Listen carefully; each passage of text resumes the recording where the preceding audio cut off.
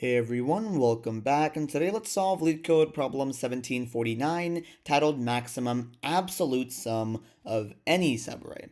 So what is a high-level rundown of these kind of problem statement of this problem? Basically, we're trying to find the maximum absolute sum of any potential subarray in the input array nums, where a subarray, of course, is defined to be a contiguous portion of the input array, right? And this is actually a very fun problem. Why? Because it really builds upon a lot of different concepts and algorithms like the Cadence algorithm, but it is kind of a slight variation of the algorithm, right? Because instead of just looking for the maximum subarray sum, we also have to consider the minimum subarray sum. Why do we also have to consider the minimum subarray sum? Well, because we want the absolute sum of any subarray. So that minimum sum would then become positive with that absolute property. More on that later. Let's go ahead and look at the examples here.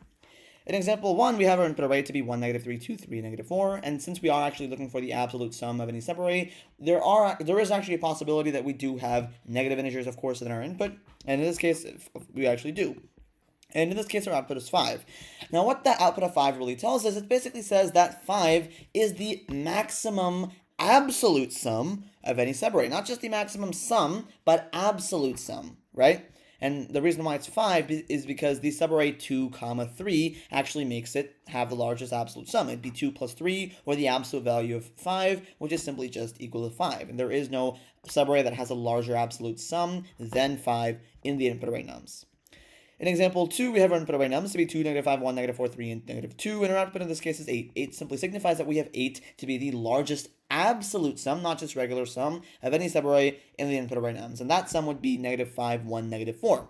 You may be thinking, well, we have so many negative values in this input array, the sum is also negative, so why in the world is this the best or most optimal subarray to choose with the highest absolute sum? Well, because think about it. We're looking not just for the regular sum of all the elements in the subarray, but rather the absolute sum. And if we take the absolute sum of these elements, we see -5 plus 1 plus -4. In this case, that's the absolute value of -8, and -8 becomes 8 because the absolute value turns that value or integer into its positive counterpart. -8 goes to 8, -7 goes to 7, and so on and so forth. We simply remove the negative sign, if you will. Right? And that's why it kind of has that unique twist. It's not just a standard demonstration or implementation of the Cadence algorithm. It kind of is a very slight variation of applying those same properties or techniques. So for the constraints here, we see that the length of our input array nums is not going to exceed 10 to the 5th power, kind of telling us that, okay, we can't have worse than a linear time solution, otherwise we would get a TLE, and any value in the input array nums is going to be within 10 to the 4th power and -10 to the 4th power. So that kind of leads us to how can we actually kind of solve this problem efficiently, and the main observation to really solve this problem in a very efficient way, right? Now, what is one important observation that we can make, right, to actually help us get our solution? Well, that is that the absolute sum of any subarray can come from two different scenarios, right? Either it'd be the maximum subarray sum that we can simply get using the Cadence algorithm. It's a very direct implementation, or it can be the minimum subarray sum. It can be either the maximum subarray sum or the minimum subarray sum. Those are like our two bottlenecks or highest absolute value subarray sums of our input array nums, right? And when I say the minimum subarray sum, I basically mean the most negative sum, right? The one with technically the least value, and which when we actually take its absolute value, it could also still be the largest potential value because the absolute value would make that a negative or would make that a positive integer. Right? So really, our task in this problem really just boils down to calculating these two values, right? And we simply take the maximum of their absolute values, either the maximum subarray sum, that's simply a Cadence algorithm implementation, or the minimum subarray sum, right? That's going to be a twist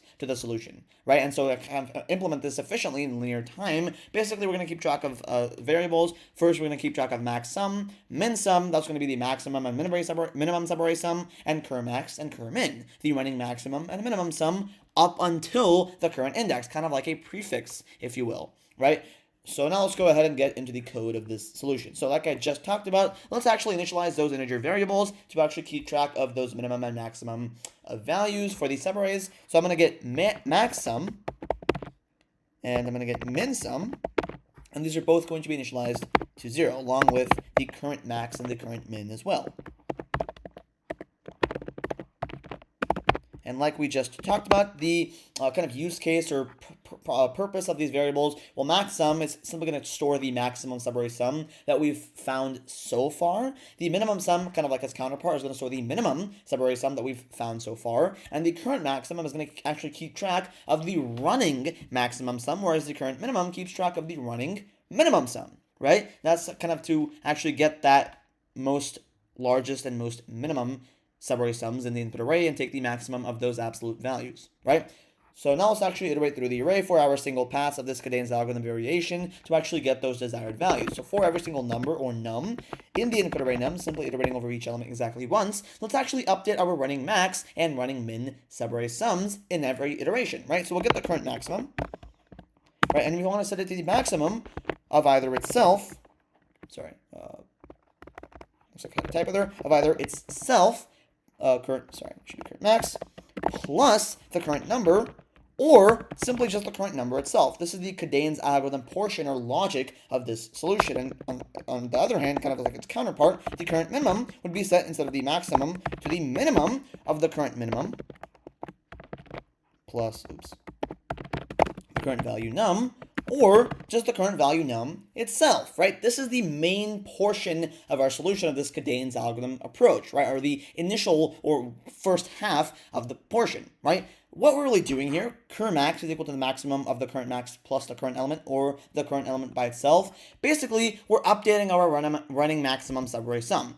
Either we have two options, right? Either we can extend the previous sum by adding the current element num, or we can simply start fresh with the current element num itself, as basically this current subarray is starting fresh with the current num, or we're adding the current num to the current subarray previously that we've had the previous sum and adding it onto that. Right? Either we can add it onto the previous sum for our current subarray, or start fresh as a sum with this specific num for the current subarray. And the current minimum, it's a very similar approach. Either we're extending our previous minimum sum with this current element, or we're starting fresh with a new subarray with the current element num, and taking the minimum and maximum of those two values respectively to get the minimum and maximum current max and current min values, right? And very similarly, let's now update the global maximum and minimum sums. So we'll get max sum as we initialize on line 3, and min sum. And very similarly, very similar approach, we're going to set maximum to be the maximum of either itself or the current maximum value. And very, very, very similarly, we're going to set minimum sum to be the minimum of either itself or, you guessed it, the current minimum. Right? And very similarly, this always is going to ensure that that maximum sum is always going to store the maximum subarray sum that we've encountered so far, and the minimum subarray, the counterpart, or minimum sum, would always store the minimum subarray sum that we found so far in the input array nums, right? We're simply updating that global max and min sums. And once we actually get the minimum possible most subarray and the maximum possible most subarray, we want to return the maximum of those absolute values. So the maximum of the maximum, or the absolute value of the min sum. And you may be a little bit confused here. Why am I only taking the absolute value of the maximum? Well, we're guaranteed that the maximum is at least going to be a positive integer, and so taking the absolute value of a positive integer doesn't really do anything because it would stay the same value, but minimum sum could very well be a negative value. And so, of course, we have to take the absolute value of a negative value to actually get its absolute value or its positive counterpart value, right? We're simply returning the maximum of either the max sum or the absolute value of the min sum. Why? Well, we want the absolute sum, right? And either the negative minimum sum could be larger in magnitude than the maximum subarray sum, or it could be the other way around. So if I were to submit this, unless I made any syntax errors here, this should actually be an accepted solution, and this should actually work. And as you can see, this really is just about as efficient as you can get it to be. So in a high-level rundown how our solution actually works as a whole, we're actually efficiently finding the maximum absolute sum of any subarray and the minimum absolute sum of the subarray by using that kind of single-pass Cadence algorithm variation as we actually iterate through the array exactly once. As we iterate through the array, we also maintain both the maximum and minimum subarray sums dynamically, and at each iteration, we basically decide whether to actually extend the previous subarray sum or we start fresh with the current number itself. Right? Those are the kind of two choices we have. And then we also continuously track the maximum and minimum subarray sums that we've seen so far in each iterations that we store in the max and min global sum and sum values, and effectively return the larger value between the max sum and the absolute value of the min sum, the absolute value of those two bottleneck or extreme sums. And kind of going back to that observation that we can really make here, the solution is actually considered to be a greedy solution, if you will. It is a variation of the Cadane's algorithm. Why? Because we're only keeping track of the best local decision at each iteration, and we never look back at previous indices, right? So for the runtime complexity here, like I talked about a lot in this video, it is linear. It is a big O of n solution. Why? Because this really just is a one-pass solution. We iterate through the array exactly once, and we have exactly, we're processing exactly each element exactly once, and so it is going to be a big O of n or linear time complexity. And believe it or not, the memory or space complexity is actually going to be big O of 1. It is a constant time solution memory-wise. Why? Because we're not actually using any auxiliary memory or any extra data structures. We're only using a constant number of extra integer variables like the maximum, min sum, current max, and current minimum, and so the memory or space complexity is big O of 1 or constant. So if really the way the solution kind of works, going back to that, we actually use the Cadane's algorithm twice in this single pass solution. Once would be to actually find the maximum sum, and the other part would actually be used to find the minimum sum. And then we simply took the maximum sum, or rather maximum absolute value of both. So if you guys enjoyed the solution and learned something new, please consider liking this video and subscribing to my channel. And without further ado, I will see you guys in the next video. Bye-bye.